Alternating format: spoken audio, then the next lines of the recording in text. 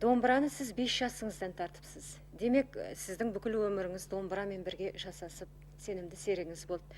Сізді осындай композиторлық, дирижерлық дәрежеге көтергенде осы домбыра. Сондықтан Нұреке, осы домбыраға байланысты көптеген қызықты әңгімелеріңіз бар ғой деп біз сенеміз. Ал енді, Мәриям, мына біздің мына кішкентай домбыраның тарихы бар.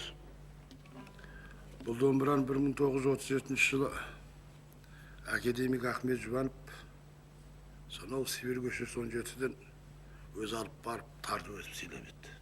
Міне қазір 43 жыл болды. Менің өмірім осы домбырамен бірге келе жатыр. Дирижерлігім да, композиторлығым да.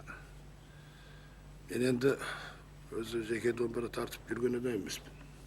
Сондықтан енді осы домбыра осы күнге дейін үйімде сақталды. Көзімнің қарасында ұстаймын. Ахаңның көзіден. Бұл домбыраны Жамбыл Жабаев ұстаған, Кенен Әзірбаев ұстаған.